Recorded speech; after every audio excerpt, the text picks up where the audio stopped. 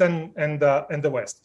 What do we need to know about Ukraine to understand this war and what's at stake? The most crucial thing to know is that Ukrainians are not Russians and that Ukraine is an ancient independent nation. Ukraine has a history of more than 1,000 years. Kyiv was a major metropolis and cultural center when Moscow was not even a village.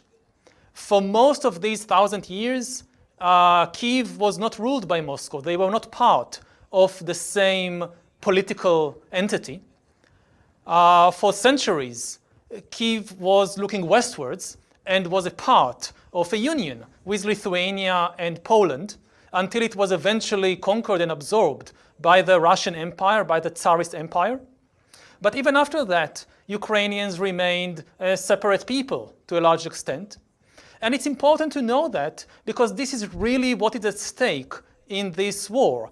The key issue of the war, at least for President Putin, is whether Ukraine is an independent nation, whether it is a nation at all. He has this fantasy that Ukraine isn't a nation, that Ukraine is just a part of Russia, that Ukrainians are Russians. In his fantasy, Ukrainians are Russians that want to be back in the fold of Mother Russia, and that the only ones preventing it is a very small gang at the top, which he portrays as Nazis, even if the president is Jewish, but okay, a Nazi Jew. And his belief was, at least, that he just needs to invade. Zelensky will flee, the government will collapse, the army would lay down its arms, and the Ukrainian people would welcome the Russian liberators throwing flowers on them. And this fantasy has been shattered already. Zelensky hasn't fled, the Ukrainian army is fighting, and the Ukrainian people is not throwing flowers on the Russian tanks, it's throwing Molotov cocktails. But then in his actions against Ukraine, Putin in the last few weeks seems to move very much by an ideology of empire, of denial of Ukraine's right to exist, as you mentioned. What has changed in the 4 years since you wrote that book? The imperial dream was always there, but empires are often the creation of a very small gang of people at the top. I don't think the Russian people is interested in this war. I don't think that the Russian people wants to conquer Ukraine or to slaughter the citizens of Kyiv. It's all coming from the top.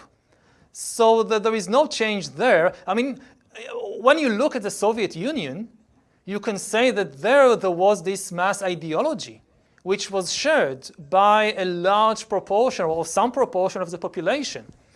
You don't see this now. Russia is a very rich country, rich in resources, but most people are very poor. Their standard of living is very, very low because all the wealth and power is kind of sucked by the people at the top, and very little is left for everybody else. So it's not, I don't think it's a society where the masses are part of this kind of ideological project. They are being ruled from the top. And you have this classic imperial situation when the emperor, which controls the largest country in the world, feels that, hey, this is not enough. I need more. And sends his army to capture, to extend the empire. I think another very important thing is what has been dividing the West over the several years now. It's what people term the culture war. The culture war between left and right, between conservatives and liberals. And I think this war can be an opportunity to end the culture war within the West, to make peace in the culture war. First of all, because you suddenly realize we are all in this together. There are much bigger things in the world than these arguments between left and right within the Western democracies. And it's a reminder that we need to stand united to protect Western liberal democracies. But it's deeper than that. Much of the argument between left and right seemed to be in terms of a contradiction between liberalism and nationalism. Like you need to choose, and the right goes with nationalism and the left goes more liberalism. And Ukraine is a reminder that no, the two actually go together. Historically, nationalism and liberalism are not opposites. They are not enemies, they are friends. They go together, they meet around the central value of freedom, of liberty. And to see a nation fighting for its survival, fighting for its freedom, you see it on Fox News, or you see it in CNN, and yes, they tell us the story a little differently, but they suddenly see the same reality.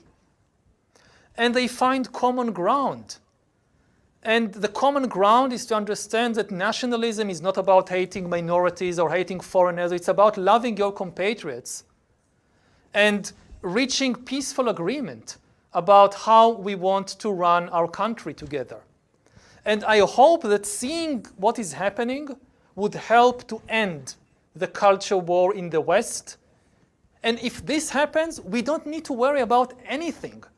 You know, when you look at the real power balance, if the Europeans stick together, if the Americans and the Europeans stick together and stop this culture war and stop tearing themselves apart, they have absolutely nothing to fear, the Russians or anybody else. It can happen. It's in our hands. And I'll just say one more thing. When, not just me, but other scholars like Steven Pinker and others talked about the era of peace, some people understood it as kind of encouraging complacency. That, we don't need to worry about anything.